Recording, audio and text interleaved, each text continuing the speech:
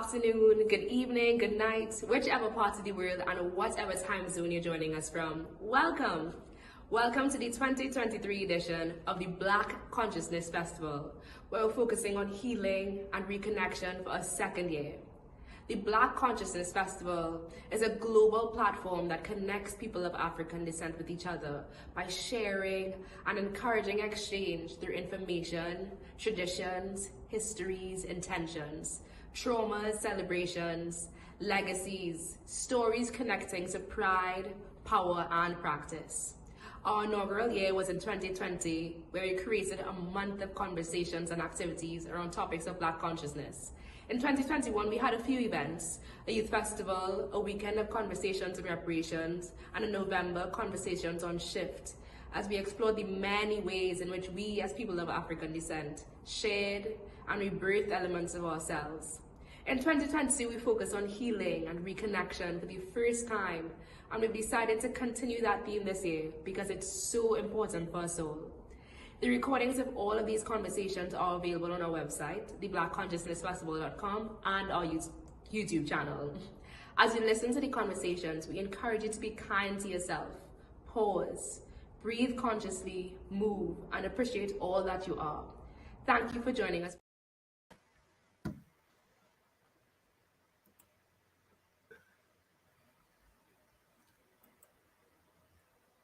Bonsoir, bonjour, alafia, buenos dias, boa tarde. My name is ARICOM Miriam Beverly Ashton, and I'm the Festival Director for the Black Consciousness Festival, ECABO. It is with gratitude and joy that I welcome you to the opening ceremony for the Black Consciousness Festival 2023, our fourth online festival. This year, we are continuing the conversations around healing and reconnection, an important and ongoing pathway for each of us and for our communities. On this journey, we dream, we imagine, we fly, we open ourselves to the opportunities and encounters as they come, reflecting on them, remembering, absorbing, learning, leaving what has to be left, all with a spirit of gratitude and joy. So over the next few days, we will laugh, we will share our experiences, tell our stories as we explore and build together in this space of healing and reconnection. We are a people of rituals. We remember. We embrace them as part of the healing capacities that have been left for us by our ancestors, capacities that are available and accessible. We continue to reclaim and center them in our lives. To open and charge the space for us, I invite Mr. Marvin George to do the libation. Good evening, everybody. Good evening, Erica, and give thanks to the Black Consciousness Festival, at once for the work and for the invitation. The prayer, as you know, is with libation, with water, right? Water is everything. Water is life, for cleaning, for health, for everything. So we will use the water to start. The libation tonight is being done with Yoruba prayer, which is the one I know best, right? Shileku fuwa oluwa, shileku fuwa o, shileku fuwa oluwa, shileku fuwa o. Ìwọ ló ní wá, ìwọ ló ní wá, má ṣe dá wa nù, shileku fuwa o. Shileku fuwa Olúwa, shileku fuwa o. Shileku fuwa Olúwa, shileku fuwa o. Ìwọ ló ní wá, ìwọ ló ní wá, má ṣe dá wa nù, shileku fuwa o. Shileku fuwa Olúwa, shileku fuwa o. Shile kufua uluwa shile kufua o. Iwaloniwa masheda wanu shile kufua o. Open the door for us, open the door for us, open the door for us, open the door for us, never let us go. Open the door for us, open the door for us, open the door for us, never let us go. We salute the positive energies of the Orisha and the ancestors of the East. We salute the positive energies of the Orisha and the ancestors of the West. We salute the positive energies of the Orisha and ancestors of the North. We salute the positive energies of the Orisha and ancestors of the South. We salute the positive energies of the Orisha of the day. We salute the positive energies of our own direct ancestors. We salute the positive energies of our Oris, the single and most powerful Orisha that connects us to all that is powerful and positive in the universe. We salute the positive energies of time, space, and movement. We salute the positive energies. We salute the positive energies. We salute the positive energies. We give thanks for the day. We give thanks for light, for love, for life, and for living. We give thanks for all that is beautiful and all that is powerful. We welcome all that is beautiful and powerful into the space, into the work that we do, into the work of the Black Consciousness Festival. We give thanks. We give thanks. We give thanks. Asha, Asha, Asha. Oh, Asheo. Thank you, Marvin. Asha. Yeah, man, give thanks, give thanks. So thank you so much for doing this libation for us, Marvin. We continue to appreciate your presence and your support with us. On this path of healing and reconnection, we remember the indigenous peoples who first inhabited these lands. Among them, the Rawaro, Taino, Kalinago, Lokomo, and so many others. We give thanks for them. We give thanks for their presence, their guidance, and their stewardship of these lands. They are still here with us, and for this, we are grateful. I acknowledge the board of directors of the Black Consciousness Festival, an energizing and a hard-working board. From Brazil, we have Anderson Gonzalez. From the United States of America, Janelle Grant Williams. Nicholas Ward, now based in Spain. And from Trinidad and Tobago, Taika Phillip, Sean Samad, and myself. Thank you for your work. Thank you for your support. Thank you for your presence. We are uplifted and encouraged by those who accept the invitation to join us, to connect, to share as we build a community. Thank you for saying yes. And to launch this year's festival, we have Mr. Sean Samad, the Content and Communications Director of the Black Consciousness Festival, who will be in conversation with Miss Fiona Compton, engaging and sharing their perspectives on the 10 points, reparations, and healing in ARICOM.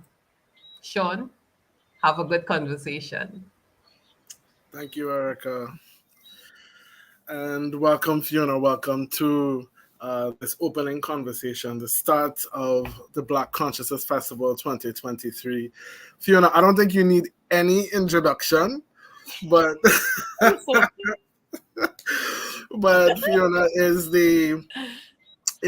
many things, many fantastic things under the sun, but most popularly known for Know Your Caribbean, that amazing platform where she shares lots of information with us about this really dynamic space, this diverse space that is so unique.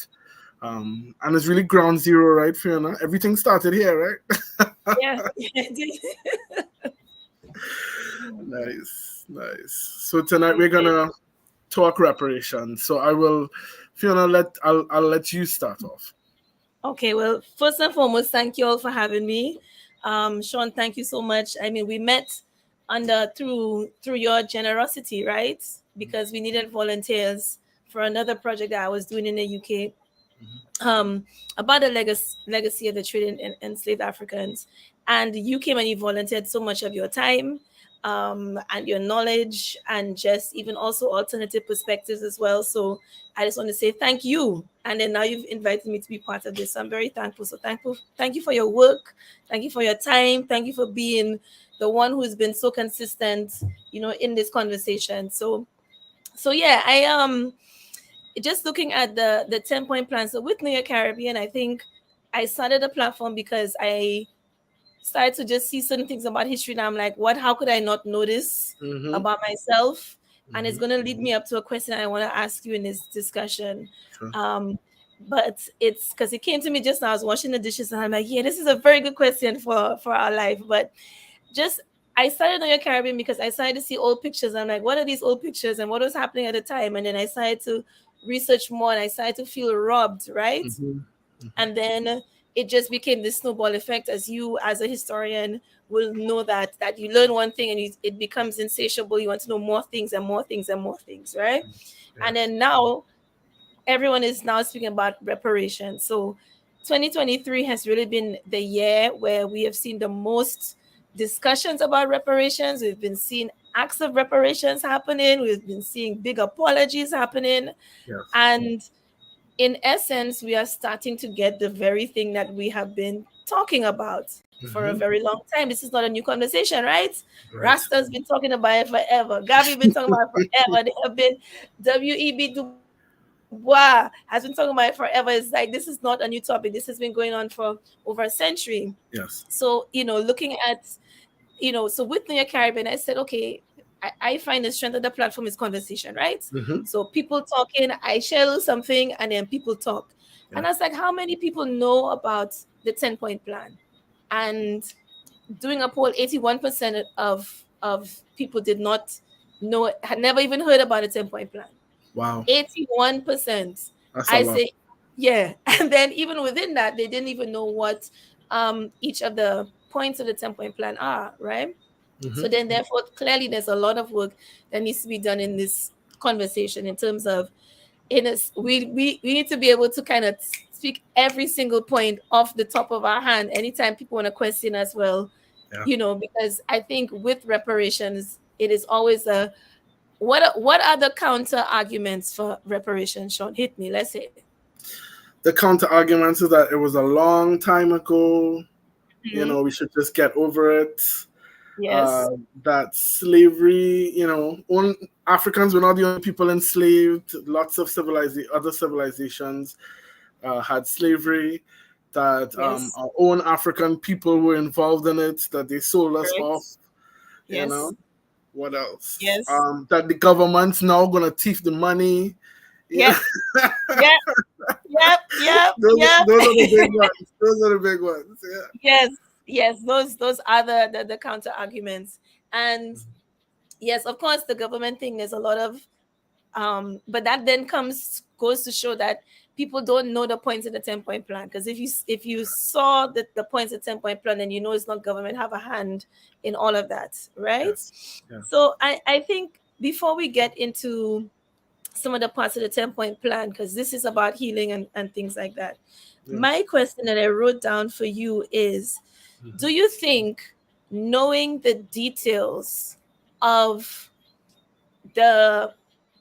what we come from, the legacies of enslavement, the things our ancestors have experienced, do you think knowing the details help you with your healing? Because, and the reason why I say that is, most of us have a general perspective about slavery. Most of us have also a very Hollywood perspective about slavery because we have that visual reference. But then we know just this kind of overarching thing, but we don't know a lot of the fine details as well. Do you think knowing the details, and a lot of details are very gory, a lot of details are very painful, a lot of details are very difficult to come to terms with, especially things like, for example, when we look at slavery, people think it's just black versus white, but it's much more complicated than that. Very much so. And then, there's a lot of disappointing things I've read. I'm like, yo, really? You went to betray the man like that? Like, it's like, it's hard. It is. And so do you think knowing the details have helped you with your healing or have hurt you even more? Fiona, that's an amazing question, and it's one that I actually talked about just this afternoon because I teach Okay. intercultural communication at UWE St. Augustine on a Thursday afternoon. So I spoke to my students about that just this afternoon. I know many people who shy away from anything connected to slavery. They don't want to see it, they don't want to hear it, they don't want to read it because it triggers, a kind of pain and a kind of trauma that I guess they don't want to have to deal with. I am a different kind of person, right? Like you, I want to interact with the information. I want to engage with it. And I think it's very much connected to the question you asked about healing. If I don't have a real sense of what my ancestors went through, if I can't accurately conjure up a picture or reflect on their experiences, then how am I going to understand the inherited traumas of the region, the inherited traumas individually? How am I going to know the depth of the work that I need to do to heal? Mm-hmm. You know? Yeah. So this afternoon in class, I'll give an example. This afternoon in class, we were talking about, I actually showed a Brazilian film to my students from 2019, so it's contemporary. And the film was about this young man who's Afro-Brazilian. He's studying medicine and he starts to get messages from a cadaver, right? So the cadavers that they cut up to learn.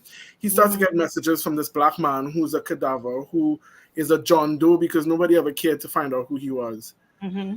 And in it, he tries to, he starts to see the man, and the man asks him to help bury him in a dignified kind of way. He goes to the management and they say, that's not the policy. The policy is that we bury all these cadavers in a mass grave. And so that started a whole conversation in the class. And my students were asking me about these mass graves. And I said, well, there's a trajectory of that practice. Because on plantations, and you see it in films like Emancipation, Will Smith's Emancipation, when the enslaved died, they would have dug a trench and they just threw the bodies into this mass grave. People weren't given individual plots or tombstones, none of that. It was just the disposal of these bodies that were not considered to be human or not dignified. And so that continues up until this day. And we had a whole conversation about the fact that if, for example, in Trinidad, most of the island was covered by plantations, it means that there are tons of these mass graves everywhere, right? Yep. That we don't know where they are. And so I was referencing to them, for example, there's a plantation, well, it looks exactly like it used to, not too far from where I live, called Orange Grove. And just the other day I was driving by and they're digging up the land to probably build something new. Are they disturbing bones? But because we're so not cognizant of the practices and what enslavement included, we can't be sensitive about these things.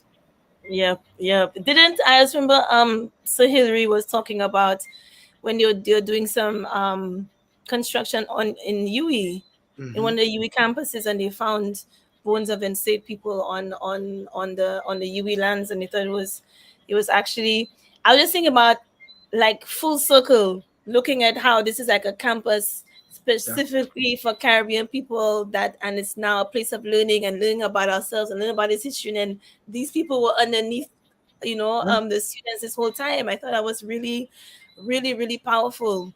Yeah. So, I mean, I think you made it. You said it really beautifully in terms of how can you really heal if you don't even know what you're healing from? Basically. You have no idea. Yeah. Yes. Yeah. Basically. One of my students actually asked me, so is there any way that we could, find out where these mass graves might be? And I said, well, that's one of the big challenges, that the people who might have known where they existed and are probably no longer, they're no longer alive. They probably didn't document it because as far as they're concerned, those were not important people anyway. To document, it's not a thing they'd put on a map. No. Or whatever, they'd put the cemetery for the Christians or whatever, but not for the enslaved. Yes, it's true. But what it means one of the things that come out of that is we may not be able to scour the entire island to find mass graves, but if we know of the practice, then whenever we start to do anything associated with the land and moving the land and digging the land, there may be rituals that we could do. We could honor things. We could put up signage. But it goes back to the question you asked: how can we heal if we don't know what needs to be healed in the first place? Exactly that. Exactly that.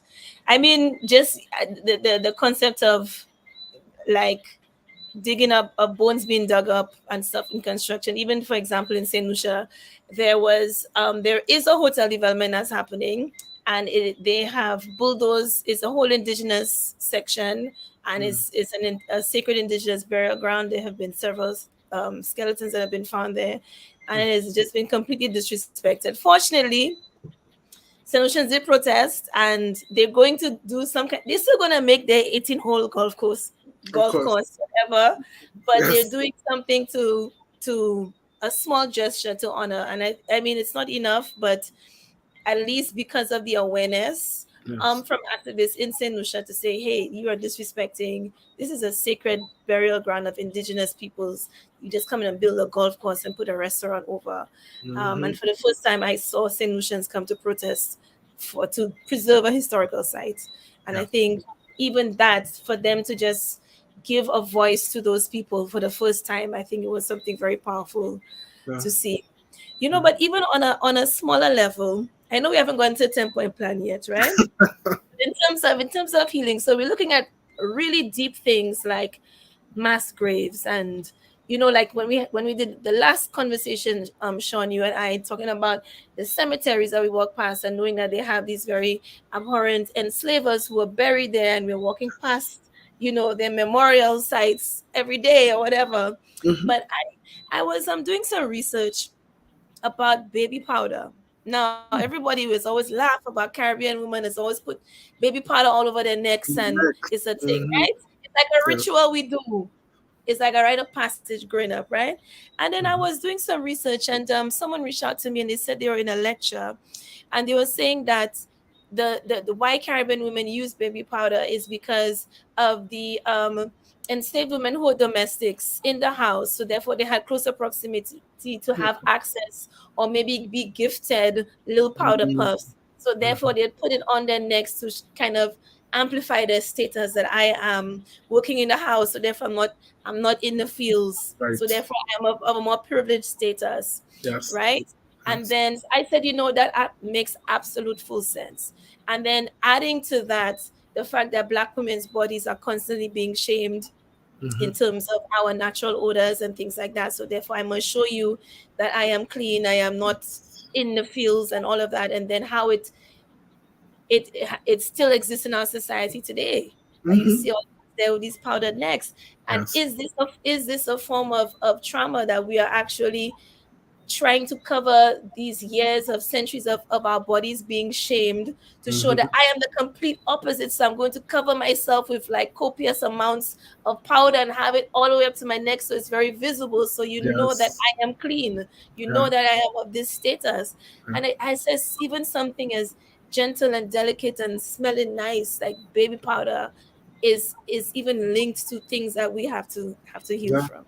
Yeah, I was just thinking as you were talking about that one of the most interesting things, if you were to interview some of these women, is that they may not be able to express that linkage, right, to that time and where it comes from. It's almost as if these ways of being, these traditions, are passed from one generation to the next without any clear understanding of why it was done in the first place. And so that complicates this whole healing process, that we do things, all of us as Caribbean people, we do things on a day-to-day basis that we're not quite sure where it comes from, But and we then do it. but we do it. Yeah, it's part of who we've become. I mean, it's like the whole thing about saltfish. Caribbean people love a saltfish. Ask them what is the history of saltfish entering our diet as Caribbean people, and most people can't tell you. Yes. And the fact that it is in so many of our national dishes, like St. Lucia is greenfig and saltfish, St. Vincent is breadfruit and saltfish, Jamaica is ackee and saltfish. Like it's everywhere. And like, do we have salted Norwegian or whatever Canadian Canadian cod. cod, and we an island surrounded by water. How it making sense? So it is all of the. I think it's like in every single thing that Yes, that we are. So I guess we should talk about the 10-point plan a definitely. little bit. Mhm. And so we can start with the first one. So I have it up on my screen here. So the first one, we have been getting it a little bit this year, and I think it's Slowly interesting. but surely, yes. Yes, it's the first one on the 10-point plan is asking for a full formal apology, right? Mhm. So for former colonial governments need to own up to the crimes they committed against humanity in the Caribbean. So we've been getting apologies. The Church of England has apologized. Mhm. The Dutch Prime Minister and monarchy have apologized. Mhm. And then we had an apology from the descendants of one of the largest enslavers in history come down to Guyana and apologize and gave a financial contribution to the University of Guyana. Yeah. How do you feel about those apologies, Sean? I'm in two minds about them. Primarily because so we're seeing all of those that you listed are what, in my opinion, are smaller players in this whole thing, right? Mm-hmm. So they're coming one by one to give apologies. I don't think the apologies are absolute and complete. And I Mm-hmm. think the people who we're asking apologies from, which are the governments of these countries, still, with the exception of the Netherlands, are still holding out on making these apologies. It's almost as if, some of them have actually said there will be no apology. Like the French have said Yeah, that, yeah, straight, yeah, and the British have said that. I think at one yeah. point, Oh, you know, Richie Sunak, the latest one, he's like, yo, that's past tense thing. Just yeah, yeah. exactly. Mm-hmm. And I was reading the CARICOM Reparations website, and I wanted to raise it in this in this conversation. Why an apology is so important? Mm-hmm. Because there's 3 points that CARICOM lists as to what Europeans did that they should apologize for, right? Okay. And so the 3 things. The first thing is that European governments, who are the ones that we're asking this full apology from, European governments were owners and traders of enslaved Africans, right? Mm-hmm. And we know, like, the British monarchy had the Royal African Trading company. Company, yeah, Mm-hmm. for Mm-hmm. Africans. So they weren't only owners, they were also traders. That's the first thing. Mm-hmm. The second thing is they instructed genocidal actions upon Correct. indigenous communities, right? Mm-hmm. Basically, get rid of them. And the third thing was that they, in addition to owning and trading Africans, they then also created the same said systems that we continue to hold on to in this region: Mm-hmm. legal, financial, and fiscal policies necessary to continue the enslavement of Africans. Right. It's no Yes. small business. Yes. It's not. It's so I think the apologies do, as you said, they're not absolute. And you said the big players haven't said a word, and a lot of them said we ain't saying nothing. But I think for me, I felt like I don't know if like an apology will ever feel. I'll never feel. I It's don't know. enough. I Yeah. don't think. I think it's that kind of. I think it's a gesture, but I'm not dependent on an apology because I'm not dependent on their actions for my own healing. I Right. think that comes. It's an individualistic thing, and then our own community needs to have our own autonomy over these how towards our own healing, right? So For sure. it's like I feel like, so for example, you will know about heirs of slavery as well, which is like a faction of descendants of enslavers. They've come together and they donated endless money here and there and whatever. And I still feel, for me, I feel a bit uncomfortable, Sean. Like I'm like, so y'all just come in the front now and Yeah. just making apologies and just doing things and giving money, and I it doesn't feel like it's enough. Of course, there's never enough money to quantify it, but it's just this year has been very interesting in like the church actually say, yo, Yes. we're sorry. The church say, yeah, like we did a lot of things, we given like 100 million pounds, whatever. But that's And the I Church of England, Fiona. What about yeah the Roman Catholic Church? You know, which is a I whole other I don't conversation. expect I'm sorry, I don't expect none the Roman Catholic Church. Yeah, I highly, yeah. Yeah, the Roman Catholic Church. I And I know. think that's why the full formal apology is number one, Mm-hmm. because there will be certain bodies like governments that we expect. When it comes to all the other elements of the reparations, the 10-point plan, we expect some other things outside of Mm-hmm. an apology. But there are many bodies like the Church of England, like the Catholic Church, and probably many other churches who may not necessarily be able to do some of the other things, but at least they can say, yes, we acknowledge that we played a part in this thing. We acknowledge that what we did was not right, and we apologize for that. Mm-hmm. Yeah. 100%. 100%. I think, yeah, and especially like some of the words are just very skirting around. Yes. It's very softy Yeah. apologies. It's Yeah. not Yeah. really. Yeah. Yeah. It's just I'm yet to hear an apology that has really made me feel anything. Yes. Yes, Yeah. I've felt nothing. Yeah. Okay, so let's go into number two Mm-hmm. of the point plan, a 10-point plan, which is repatriation. So it says Absolutely. anyone of African descent who wishes to return to Africa should be given a legal opportunity to reintegrate. Mm-hmm. What are your thoughts on that one? That one I think we're starting to do on our own, right? Because there are lots of governments on the continent who are now making it, really easy for anybody of African descent who wants to repatriate to do so on their own. So I'm not sure if there's anything that European governments could do to facilitate that, but I No. think that process has already started. I think that's Yes, something that we can achieve. and I think when people are speaking about, oh well, Africans made money off of selling enslaved peoples and so on, this is obviously their own way of, if you're talking about reparations, of let's do this reconnective Yes. ventures and so on. So especially looking at how Europe impoverished Africa so much in itself, their Yeah. access to funding and all of those things. And I think I really hate that argument. Yes.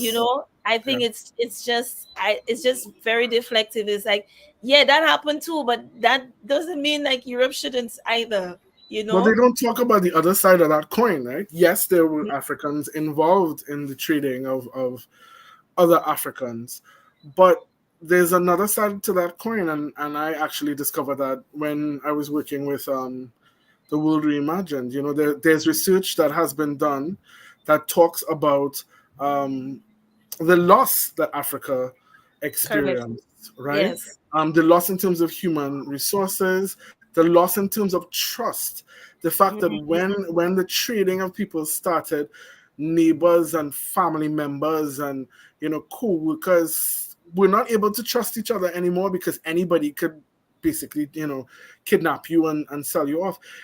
Those are some of the soft things that changes a culture. That there's stories about people who would stand on the coast and just watch the water and wonder what happened to that family member that just disappeared one day. Yes. You know, Yes. how has that affected Africa? They don't talk about that part. That is a very good point, a very, very good point. Because yes, you do think about the brain drain, the loss of the youth, and of 400 years of a youthful generation, and then also yes, that trauma of not knowing what happened to your family, your Hmm. entire family, your wife, your daughter, your Hmm. sister. I think looking at Equiano's story, and how his story was so detailed, and how he never saw his sister again, his little sister that he used to play with. And I Yeah. think bringing those kind of human stories. But I think I like what you said about with repatriation, we're already doing it ourselves. I think Hmm. now we're not looking at Africa as a country, because yeah, I Yes. go to Africa, no, I'm going to Ghana, I'm going to Correct. Sierra Leone, I'm going to Yeah. because I think like if you grew up in the Caribbean, you grew up talking about going back to Hmm. Mother Africa. If you listen to any reggae music or anything like that, you'll be hearing that all the time. But Yes. now it's like we are actually making like detailed efforts. Yeah. They're also seeing like they now have direct flights from Antigua to Ghana. All of these things are being, Really? yeah, I did not know that. man, that's that. And I'm not too sure how. frequent it is, but it started last year. Yes. Okay. Yes. And then Barbados is working on it as well. Yes, I know Yes. that. So cutting out the middleman, I love all of that. Definitely. But the repatriation to a couple of years ago, it wasn't last year, I think it was 2021, in the Black Consciousness Festival, we had a conversation with a Jamaican guy, Kevoy Burton, who has repatriated to Ghana, has set Okay. up shop, is doing well, Good. has a restaurant, a clothing shop, and he's there. He's not coming back to Jamaica. And in that conversation, he talked about the experience as a Caribbean person in Ghana, how the reception he got, how he felt about, us kind of working into the culture and the language. So we have people now talking about it. And I think it's always important to have, somebody you can refer to and say, what was it like? What was the experience like? What did you do? That kind of stuff. More and more we're having people like that. Yes. Oh, I love hearing that. I love hearing that. Just that people just get up and go and do it anyway. Yeah. Right. Yeah. I love that. All right. So we're gonna go into number 3. So we spoke about touching on it a little bit, but it's indigenous peoples, and I think that's really important because a lot of times indigenous peoples don't get any love. No. In our history, like, oh yeah, Caribs and Arawaks come there and then they just die from disease and like, like, no, that's not it. That's not it. And it's like, and then there are so many tribes. It's not Caribs, it's Kalinago, and it's Arawak, and Lokomo, and there's so many. But the indigenous peoples, so it says we need a redevelopment plan to revitalize indigenous groups across the Caribbean. Right. More than the UE Indigenous Peoples Scholarship alone. So that's part of that, and I love, because I'm ashamed to say this, okay, but for the second time in my life, I had a my art teacher in school was Guyanese, but he was Arawak, so that's the first time I had seen like indigenous person in life, right? And then now 20 years, long past 20 years after leaving secondary school, I went to Dominica and I saw the Kalinago peoples, and I was like, the first time seeing like indigenous people in real life, and I felt very honored. I think I was really happy to see them for the first time as an adult in a place like Dominica, the last place to be colonized, and their history, their Kalinago history is so powerful. And then looking at it, it just made me realize like, wow, like they actually wiped out like an entire people's. Correct. An entire people's, and there's only just a few sprinklings left. There's about 3,000 Kalinago peoples left in Dominica, They're all kind of mixed, right? Yes. A lot of them are, you can tell, have integrated throughout the years. So I think, what are your thoughts on the indigenous peoples? I know you agree. I definitely agree with you, but I think a big part of it is for us to revitalize, as you were talking about it, kind of revive those stories, right? And get them right, and pay real attention to the histories and the stories of the people that continue up until today. Guyana is part of CARICOM, is where CARICOM headquarters is, and there are huge indigenous populations there. So I think a big part of it is us really paying attention to their stories and correcting those stories. Yes, because I think we are woefully underinformed about our indigenous peoples. It's what did I learn in school? Zemis, they worship Zemis and they ate cassava and pepper pot. Like, that was it. It was really bad, And I think just in my research a little bit, there's like so much richness in there, and I think it needs to be across like the Caribbean. Obviously, places in Guyana there's a stronger voice. I know Trinidad has a very strong voice as well, Dominica, but I think the rest of the Caribbean, aside from say the Dominican Republic and Puerto Rico, these conversations are not enough in terms of contextualizing that. And those indigenous populations, one of the things that we don't talk about as well is that they actually connect us to the wider Americas, because they were people that roamed and moved, and many of them originated or had larger populations, cousins and whatnot, in South and Central America. So they do connect us to a much bigger history.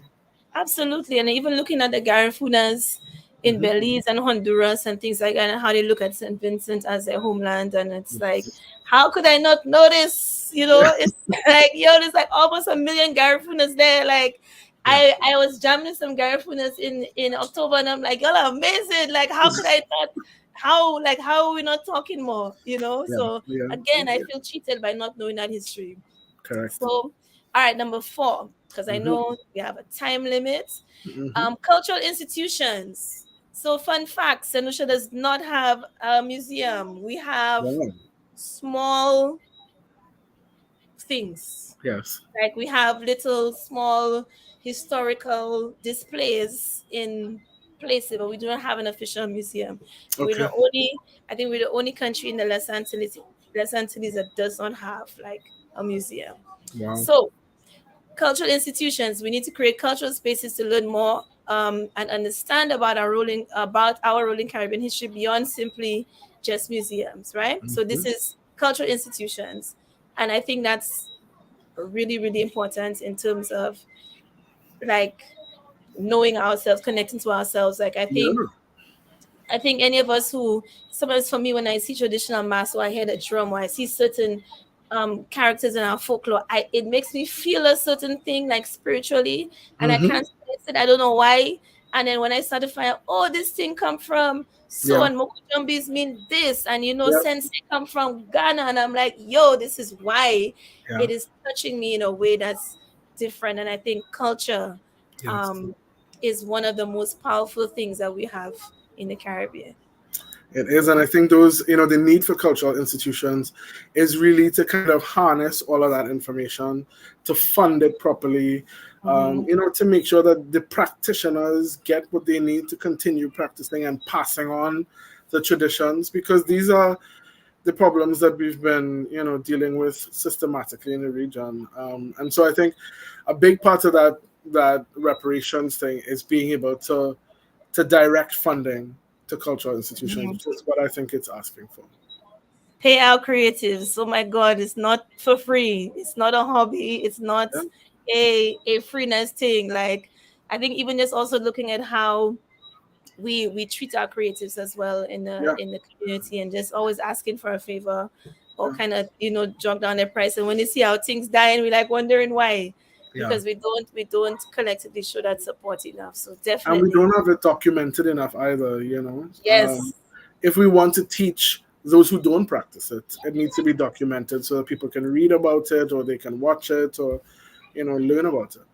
And yes, and for it to come from our own lens, because as we know, even in my little research, sometimes I find things and I'd find this random professor, like some white lady in Arizona, writing some detailed thesis about masquerade in Grenada. Like how? No, like it needs to be us talking about us. That's right. Like, I'm like, how, lady? How did you even find this thing? So because she probably checked in her library and she found nothing about it, and she said, "Oh, there's a gap. Let me try and do some work about it."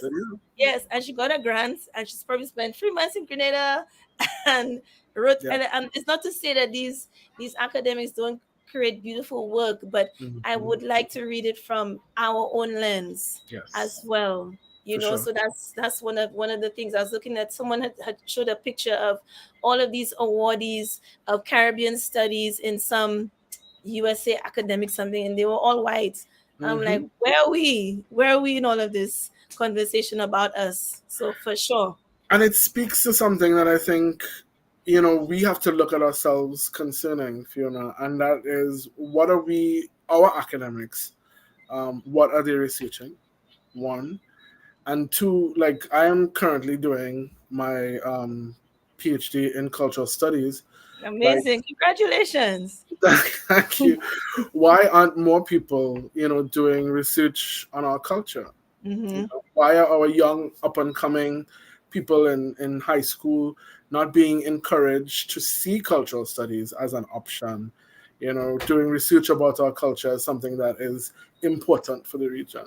All of those things we have to talk about.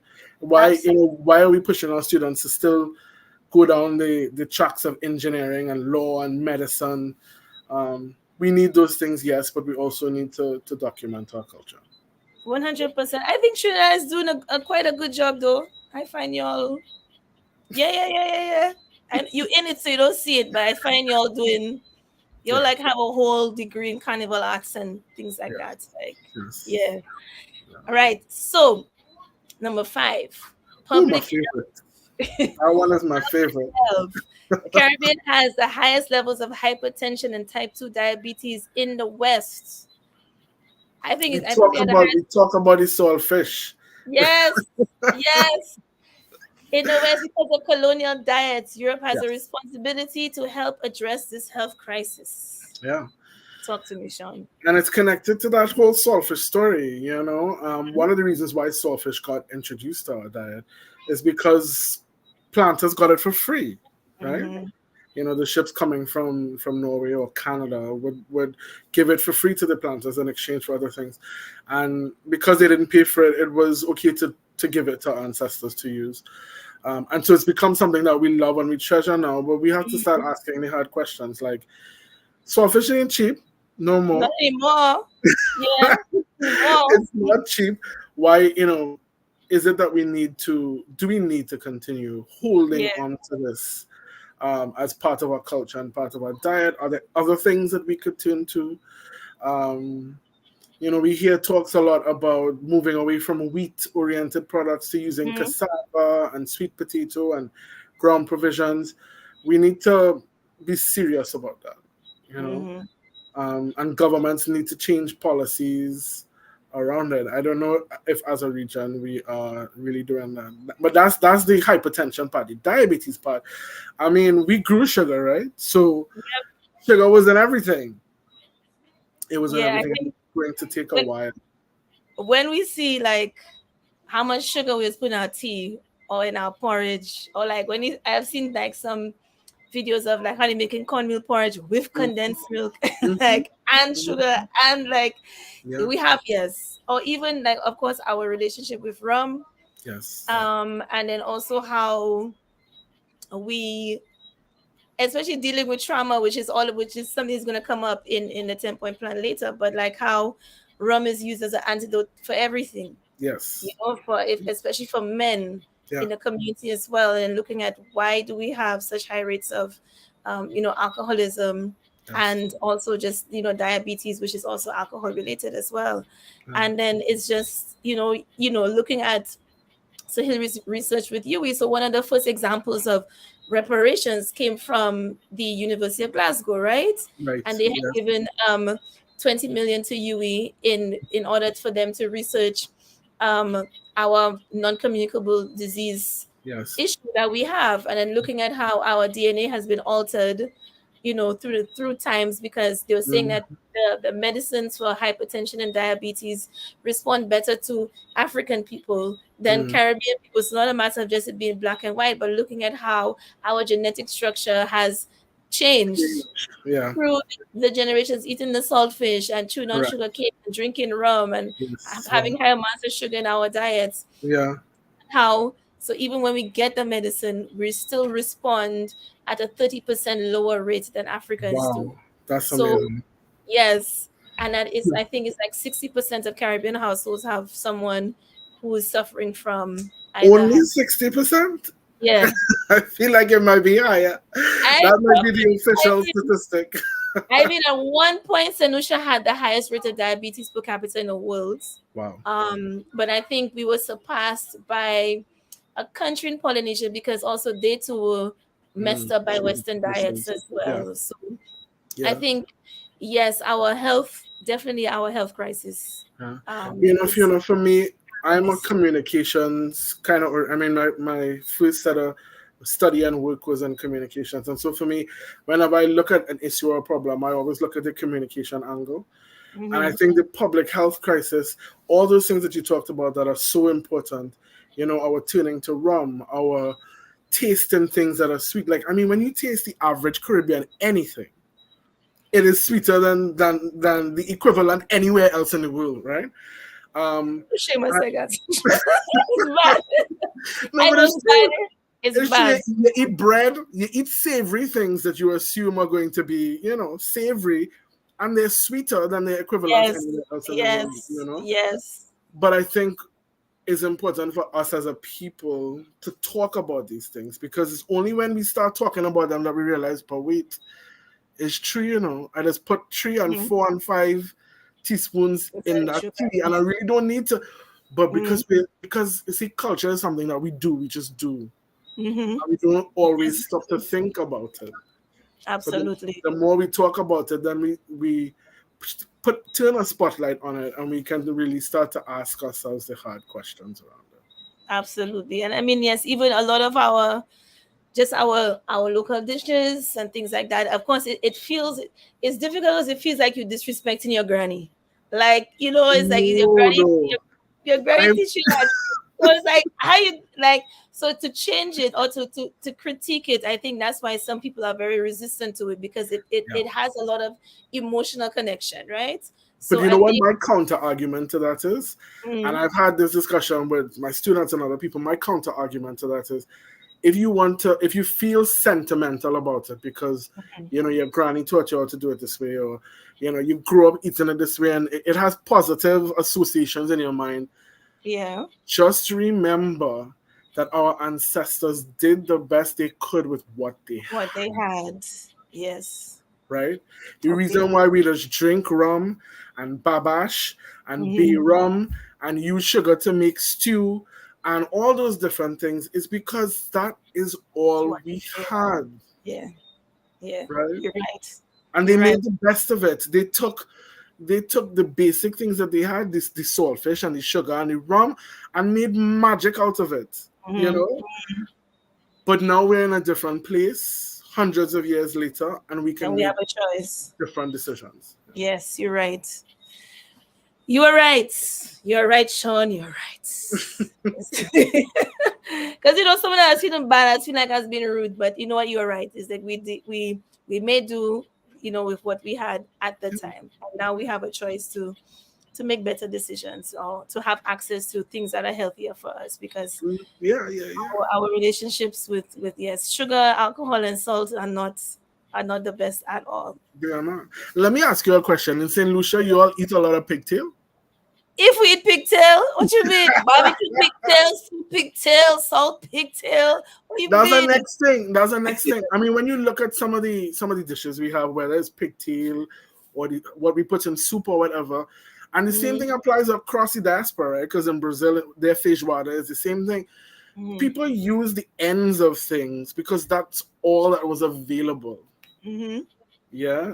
Now we have a taste for it and we like it, but we have to ask ourselves, is it Why? necessary to eat pigtail so much? Is it necessary to eat saltfish so much? Maybe you can have it once a month just for the sentiment of it, but Yeah, but not all the smarter, better time. choices. Yeah. Yes, yes, not all the time. It's also funny, like how we just call salad white people food. Like, Yes. like you know, like because Sedusha, like we just call things like gourmand, right, which means big Uh-huh. food. So it have Yeah. to be yam, dashing, like you know, some stew meats, like you Yeah. know, some macaroni pie, and like your salad is a scoop of coleslaw that's laden with mayonnaise, or a leaf of lettuce and two slices of tomato. That's your salad. Okay, And the so coleslaw is sweet too, right? yes, so so it's like if you try and eat it, what you think that white people food for up to you? Like you have to eat real food, like Yes. so. Yeah. And of course, that also comes from if you're working in the land, you That's needed right. something hefty to support you. But our lifestyles have changed so much, so Yeah. you know it's not you cannot be eating the same things when you're not doing the same things that you used to. Well, Fiona, that makes a full circle back to the first question you asked me. When I first read about what our ancestors endured on a plantation, that they would be woken up at 6 in the morning Mm-hmm. and work till 6 in the night. So you're talking sometimes a 12-hour shift on a regular day. And when it was harvest time, it was sometimes 18 hours or 24 hours work without Jeez. stop, right? Mm-hmm. When you think about that kind of work, you understand why you have to eat sugar. You understand why you Exactly. need a heavy meal, right? Because it's the only way to keep your body going.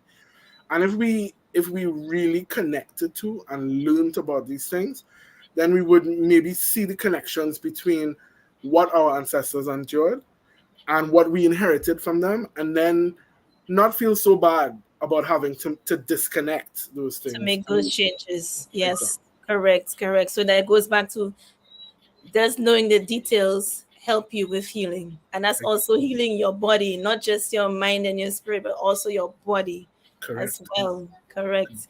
All right, so we're going to go to number 6, Mm-hmm. which is illiteracy eradication. It says illiteracy is a widespread problem in the Caribbean, left over by educational systems that were not designed to serve former enslaved communities. Mm-hmm. What are your thoughts about that? Because I know Barbados has, I think the third or fourth highest literacy rate in the world. Yeah. So I don't think it is for every Caribbean country. But what are your thoughts on this one? And you know, for me as an educator, literacy, and Trinidad boasts high literacy rates as well. Mm-hmm. But I can say there's a difference between literacy, which is being able to read, Mm-hmm. um, and functional literacy, which is being able to engage and interact with information and make different kinds of critical analyses, and different kinds of decisions and choices. And I think that is where we have some work to do. Um, Mm-hmm. I think Okay. our education systems are still, the average Trinidadian, for example, will tell you we have a great education system in Trinidad. Mm-hmm. Mm-hmm. And that may be so, but to what level of illiteracy? You know, the employers and people who interact with graduates complain about the fact that people might have qualifications, they might have a certificate or a degree, but are they able to really engage with information, engage with a task, take the initiative, be innovative? We don't see that coming out of the education system as much as it should be if it's such a great system. Yeah. Okay. Okay. I think that's very important because as you said, it's more than just knowing how to read, but how do you engage? Mm-hmm. And I think that is a discernment. I think that's probably not properly assessed as Correct. well in the Caribbean. It's just like, you know how to read, you can read it right. I read, okay, good. Check. Boom. Correct. But it's even looking at like how the schooling systems work. I think it was when Jamaica went into independence in '66, it said 80% of the country was not literate. And that's a lot. That is. For the same Great Britain that said they did so much for this and they helped and didn't create schools. No, I mean, you did not, didn't do a damn thing. But Yeah. I'm worried about time because I see it's 9 o'clock. Do we have time to go? Do we have time to go through the last 3? We have time. We have time. That's time? We'll speed through the last 3. Okay. So number 7 is the African Knowledge Program. We need a program to build bridges of belonging between the Caribbean and Africa and repair the void left by the trade and enslaved Africans. Well, we've touched on that a little bit in terms of kind of building that bridge between that void. I mean, I think a lot of things have been. I like to big up social media a lot as well for that. We have been seeing, because for a long time I was like, why are we not making no songs with no people from Africa? Like, why not? And then it's like eventually I started see Marshall do a little Afrobeat thing. And I'm like, yeah, like, but it was just seeing social media connect us to understand. And now you're hearing people say, yeah, that one is, you don't say that one is African anymore. You say, yeah, Nigerian. Yes. Yeah, Sierra Leone. Yeah. This that's Burna Boy's Nigerian, you're not from like. So we're starting to learn a lot more. I think through social media quite a lot, but I think an African knowledge program in terms of, I think sometimes like when we speak about our cultural things in the Caribbean, say, yeah, that drum is an African drum. No, I want to know like which country, which tribe it comes from. Don't just say it like Africa is a country. I think that's my main frustration. Yeah. And there's so many, opportunities to do that now. Like, part of the African Knowledge Program, I guess, is also the ability to kind of do research on our own African ancestry. Yes. Exploring all the different legacies. Like this afternoon, there's a social media, I don't know what to call her, but she has a platform and she was talking about French Creole words. And I know. Yeah. And I was discussing with Dr. Joanne Ferreira Some of the things that she said, some of the words that she talked about. Mhm. And it was interesting that Dr. Ferreira said, that there may be African word origins. So some of those things that we think are French, French. Yes. like the Yes. word jamet, for example, Yes. may have Wolof origins, or, and those Oh, are those are some of the directions that we have to start looking in okay. and talking to the subject matter experts like the linguists to find out, because they've been doing this work for a long time. Mm-hmm. Because I think it might be Dingole as well. There's been mix like Mhm. some, and I think Dr. Ferrer was may have been speaking, or either Marie or Dr. Warner Lewis as well. They were Mhm. saying, because some people say it comes from a French word, and then some people say no, it's a Kikongo word, I believe. So I think I love kind of saying, not thinking everything comes from a European language as well, and Yeah, going yeah. deeper. I think that's beautiful. Really, Yeah, the really beautiful. Brazilians have done a lot of work on that too. Like, they have a long list of words that are specific to Brazilian Portuguese that they have attributed back to either Bantu peoples or Yoruba peoples, Yes. So that's the kind of work that we need to Yes. do. Wow. Absolutely, absolutely. I think, like what's that kunumunu and things like Mm-hmm. that is Yoruba, and like all people all in Antigua and stuff say that. I thought I grew up thinking that was a Lucian word, Right. and then seeing that we are saying these African words all the time. Yeah. Like I think it's really, I think in terms of, again, with healing, like Mm-hmm. wow, I'm actually speaking the words my ancestors spoke. Every Yeah. day I have been saying a word that they taught me, Yes. so Yeah. I think They're it's with beautiful. us. All right, number 8, Mm-hmm. psychological healing, which is basically the subject of today's. Um, Yes. we need to focus on the healing of generational trauma and shackles of mental slavery left by colonialism. So Yeah. there's been some research that says that we hold on to generational trauma going back 7 generations. So this is my Mm. great, great, great, great, great, great, great. So I have a question for you. Sure. Looking at um looking at how we hold trauma from our enslaved ancestors, what about the trauma that we may hold from our enslaver ancestors? Do you think, Mm. because a friend of mine always says, we're always talking about the trauma of Black people, what about the trauma of coming from like a horribly abusive white ancestor as well? Do you carry that trauma as well? What are your thoughts on that one?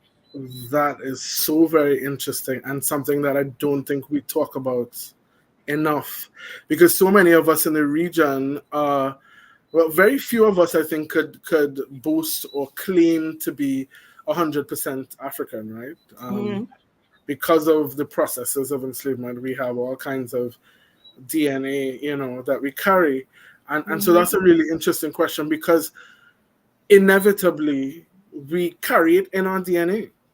And what impact does that have on how we perceive ourselves, first of all? The kinds of schizophrenia that sometimes we see in the region, right? Sometimes being African and then switching and doing something else. And it might be part of that trauma really acting out. It's almost like, if you think about all of that kind of DNA in your body, it's almost like having multiple energies Yes. circulating. Um, Yes, absolutely. Absolutely. Because I, even going through my own research and stuff like that, I went back and I found that my second great grandfather was an enslaver in St. Vincent. And then mhm. I found his records. And then I Wow. read the records, and it was like he had a lot of mulatto children. And sorry, Right. none of his enslaved on his plantation were mulatto. And then I'm Right. like, okay. And then there's like this gap between him and then someone else. And I'm like, and then it made me think, okay, so I'm carrying this man's DNA. I'm carrying his cruelty. I'm carrying all of the pain that he has caused to others. It's Mm-hmm. it's part of me. So I come from, someone who was, um the giver of pain and also the receiver of pain as Yes. well. Yeah. So how does this manifest in my own trauma, in my own ways, as you say, ways of thinking, but of dealing, of things that I'm carrying with me, right? And Correct. then looking at us in the Caribbean, as you said, not many people can say that or know whether they're 100% or not. A lot of people in their colonized ways of thinking say, yeah, my I have good hair because I have whites in my family somewhere or something Mm-hmm. like that, and they're not thinking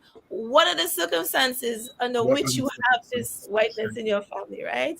And Yeah. for you to even say I have good hair, that in Yeah. itself, when we're talking about healing, kind of reassessing our language, how we talk Yeah. as well about ourselves, you know. But in this one about psychological rehabilitation, I want to, shout out Community Healing Network, which is Okay. an organization based in the United States, and originally formed by a group of psychologists, Black psychologists, and they have created a tool. I think I call it a tool called the Emotional Emancipation Circles. I like Um, this. We'll say it yeah, again. Emotional Emancipation Circles. Yeah. I love this. Okay. And both Erica and I participated in emotional emancipation circles this year and last year.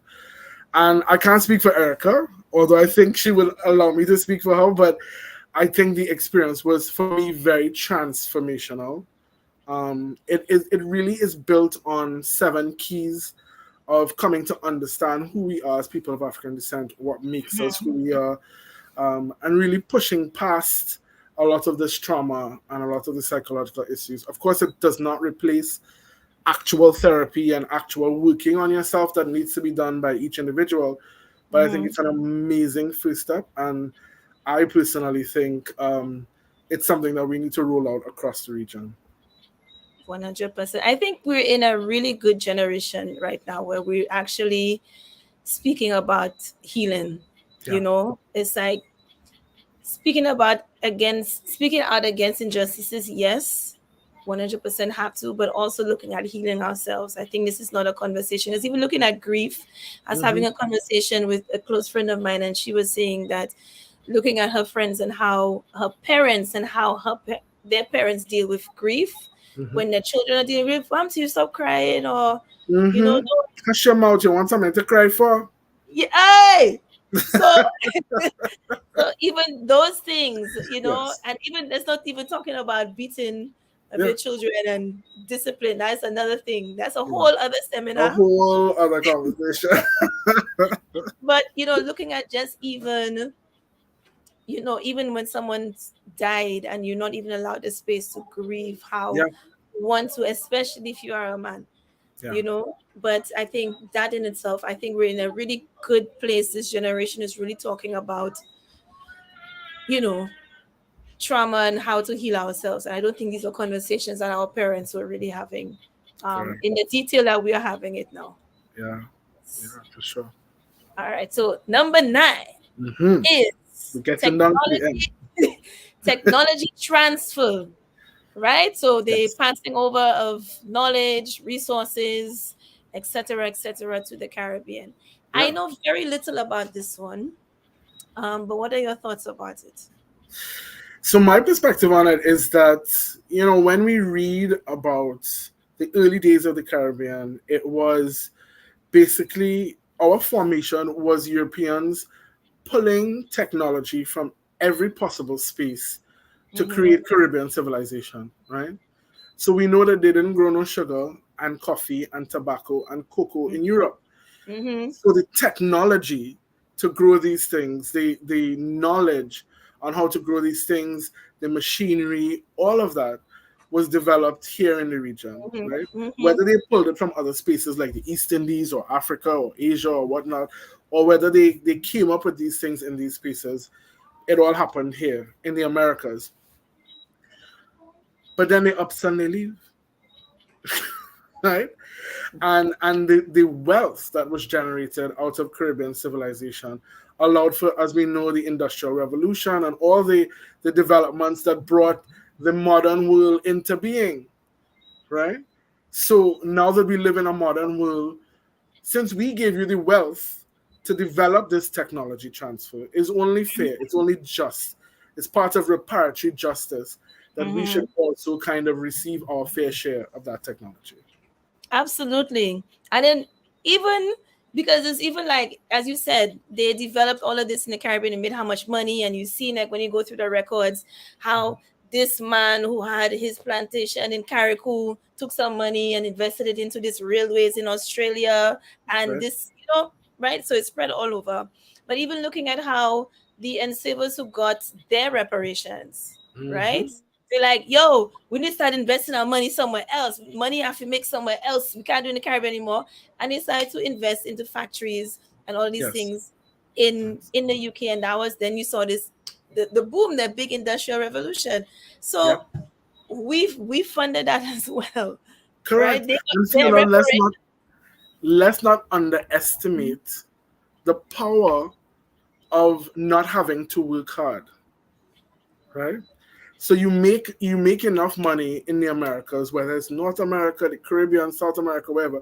You make enough money where you're able to then your next generation is able to get educated and not have to work hard, but could then sit down and invest that education into innovation and business ideas and business acumen.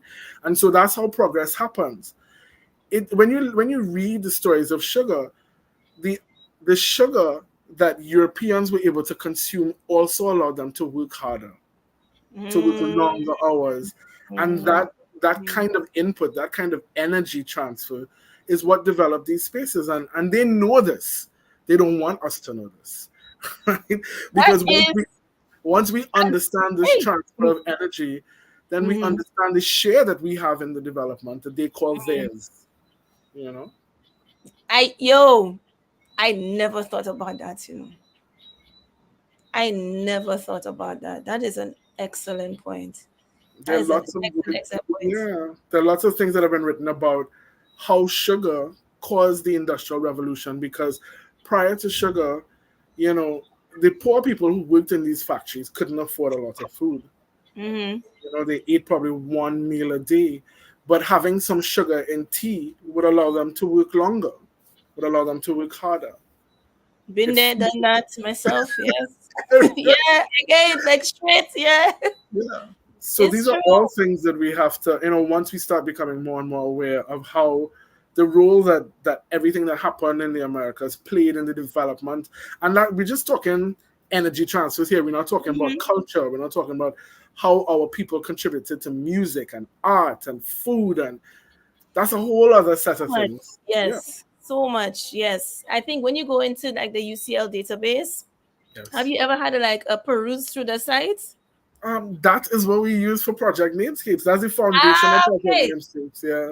Right, because I'm like, the VNA and this portrait was commissioned by so and so, and these gardens were created by so and so, and this school was built by so and so. It's like I'm like, you're really just get everything, just everything. It's just, that website is a whole rabbit hole, It is.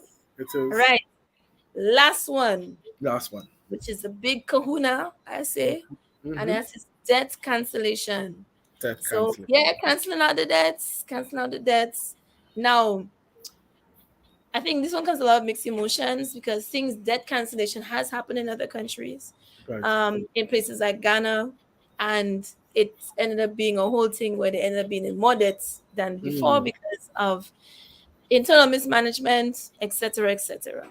So, what are your thoughts on the debt cancellation?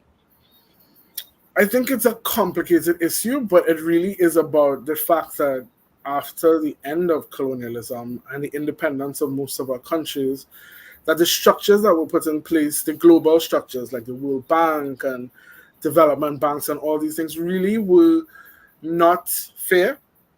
They weren't just, they were set up to take advantage, basically, of young nations who were left with nothing. A lot of the things that were developed here were taken from us, or we were not given the opportunities to develop them fairly. And so a lot of these loans and these so-called help that was given to us really wasn't fair. And so to me, I think it's just for those kinds of debts to be cancelled, especially when most of these colonizers just upped and left, right? Correct. Correct. They And they just didn't left give us things. back anything. Yeah. Yes, they left things, and I said they did not create a proper education system. They did not allow us to understand financial literacy in order to just to build. They just left Yeah. everything to be as, and then also to have the aspirations to be British and to in the schooling systems, like how colonized our education systems have been. I was Yeah. looking at a video, I shared it yesterday, of a gentleman who was part of World War II, and he's like, all we were taught was how to be British. When Mm. you see, and what's really difficult is seeing like old videos of Caribbean people singing God Save the Queen and God Save the King. That's before independence, right? Yes. Yes. We us this generation could never see ourselves singing that, right? Or Mhm. singing Rule Britannia and Rule Britannia, Britannia rules the waves. Britons shall never ever ever be slaves. That's the lyrics of the song, Yeah. right? And that is what we used to sing before.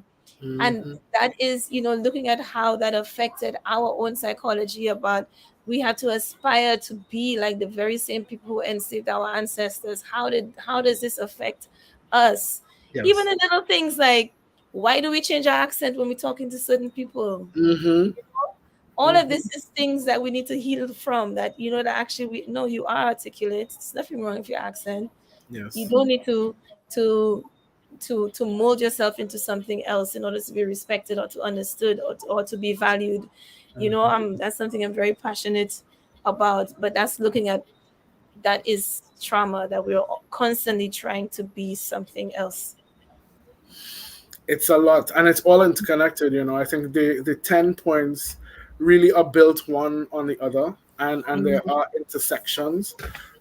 But I think as Caribbean people, we have to get intimate with these 10 points, understand what they mean for us, Yes. understand why they're important. And like you've said on the lives that we've done before, every Caribbean person should be able to rattle this off. If anybody says, what is reparations, what are we asking? What is our ask?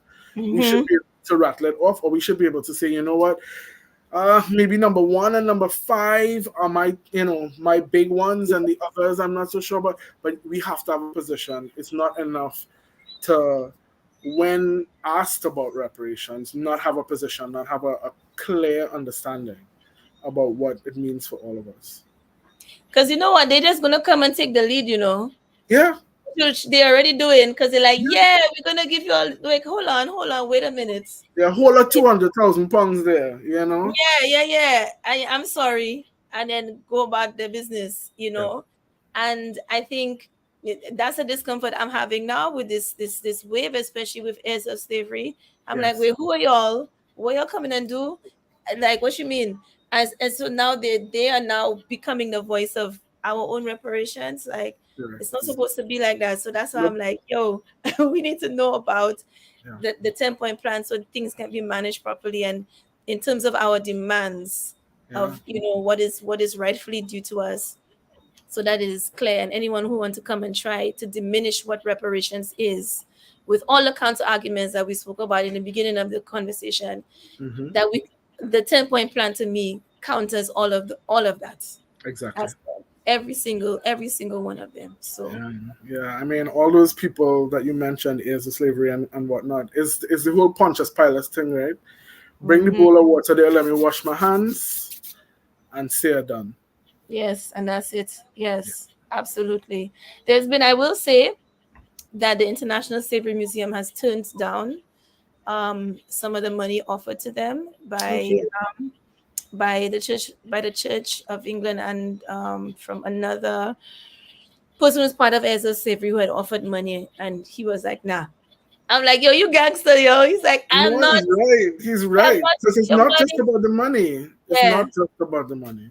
Yes, he said it's not. He's like, what is the long term? This is not a plaster. What is your long term goal? This is not a thing you can just pull up. Have you ever really had sat down and had a conversation with me? You just pull it up and say, I want to give me money. It Write a doesn't check. work like that. Yeah. Yes. So he Yeah. was, and I thought that was a lot of integrity, you know, because Yes. sometimes we don't necessarily have to accept it. If it's not on the terms that we believe it should be under, why should we accept that money? And if it's not really making or contributing to long-term significant change. You know, if it's just a check that's going to disappear in a matter of time, then yeah, And they'd be like, yeah, we give you your money already. What you still talking about it what you for? want. I think that's what we should be very careful about as well. Yeah, exactly. But yes, but in terms, so now that we've had a very expansive conversation, I think in terms of healing, right? Mhm. What would be, and I think I love the introduction to this conversation about suggesting that everyone be gentle to themselves, to take the time. In terms of someone who wants to get into this pathway of healing, you yourself who's been in this for years, what are some of the things that worked for you? That's an amazing question, Fiona. For me, what has worked is really trying to expand my understanding. Yeah. And for everybody, that understanding is going to be different. It's going to be on their own terms. People have different tolerances, different speeds, you know. What I might be able to handle in a year, somebody might take 5 years.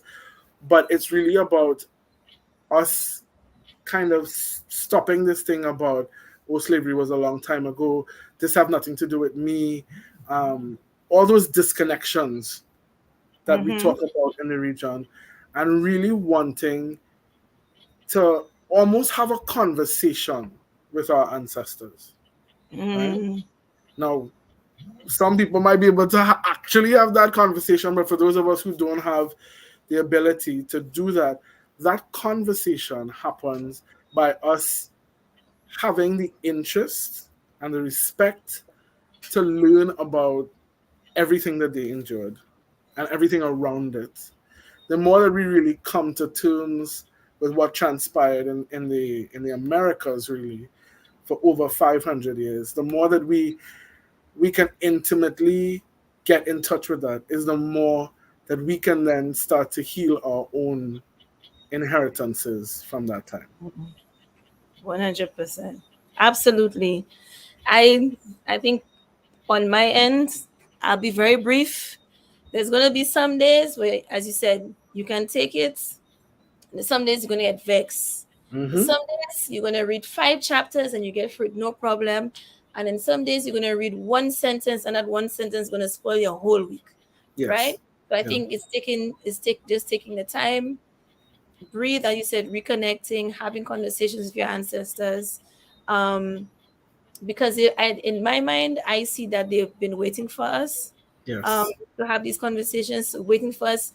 As Mama Coco, who's a great author from the US, says, to remember to remember. And this is what we're doing. We are remembering to remember. This is what Black consciousness is doing, is remembering to remember. And then sometimes you'll have good days, sometimes you'll have bad days, and that's okay. Your journey is it's going to take as long as it's needed to be. Don't rush it. And if you need to take a time and take the break, do so. And then come back again to remember to remember. That's it. Yeah. And one last thing I want to add, and it just came to me as you were talking, is that all of this has to be, and I know it might sound kind of airy-fairy and up in the sky, but all of this work has to be grounded in love, right?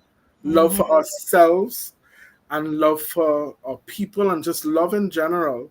You know, a lot of the experiences that we go through as people of African descent is, you know, it reflects fear and anger and hurt and the trauma, and that's natural and that's understandable because of the things that we've gone through. But to counteract that, then everything that we do as a people, individually and collectively, has to be grounded in the sense that there's another possibility, there's an alternative to what our ancestors have gone through, and that's the path of love. Yes, absolutely. I think all of us who are in this path of research is out of love, though. Yeah. It is out of love. I really do feel a lot of love when I go through it. And I think love comes with pain, love comes with sadness, love comes with joy, love comes with all the feels, right? All of us have felt love, and that it comes with all of those tears of feelings, anger, everything. Yes. And that's what you're going to go through. But the ultimate or the foundational intent is love. It's true. Yes.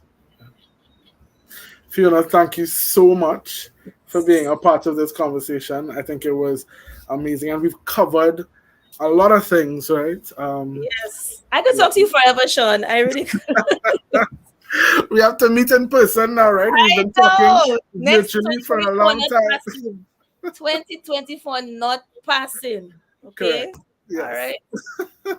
But thank you again for your energy, for your smile, for everything that you brought to this conversation, and that you continue to contribute through Know Your Caribbean. The Black Consciousness Festival is honored to have you. No, man. Thank you all so much for having me. I'm honored to be here. I am. Yeah, that's what I'm going to say. Nice. But thank you so much again for having me. It's been really wonderful talking to you as always. Yeah, and to all of those who tuned in on YouTube or Facebook, we really appreciated your presence. And so we'll hand back over to Erica, our Executive Director.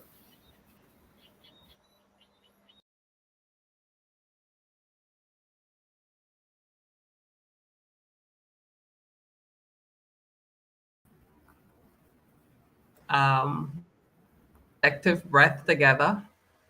So much richness, so much sharing. So thanks again, Fiona and Sean. This is a follow-up, second, third, fourth conversation. So much to share, so much to discuss. So thanks again. So we are grateful for our community as they help us to build and sustain a rich and vibrant festival. Again, we extend our appreciation to the Heroes Foundation for providing us with all of the technological support for the festival. Thank you, Mr. Lawrence Ajun, the CEO of Heroes Foundation, and Mr. Kieran McDowell, the technical lead. Thanks, Kieran. Always a joy to work with you. Lee Lachman inspires us and shows us what it means to be heart-led.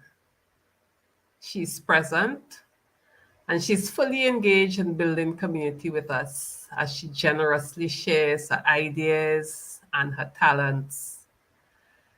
Thank you for sharing the vision and bringing the festival to life with the gorgeous graphics, Lee. We are deeply appreciative. Janie, thank you so much for your ongoing support, your presence. We love you. And to all of you who joined us, thank you for sharing with us in this opening ceremony and conversation. We thank you for listening and sharing your energy with us. To all our conversation participants over the next few days, thank you. We would not be able to have this festival without your commitment and support. We invite you to check our website for the conversation lineup and links. And remember to walk in pride, power, and practice. To close this evening, we have the performance of See Them Come, a beautiful anthem which was gifted to the festival in 2020. It continues to resonate deeply. Listen closely. The lovely Ruth Osman with Terence Shaw and Baba Onelu. Enjoy the performance. Hi everyone, we're so happy to be here and to be part of the Black Consciousness Festival. I'm Ruth Osman, this is Mr. Terence Shaw and Baba Onelu. We're going to be doing a piece that was composed specifically for this festival by myself, arranged by Terry. It's called See Them Come.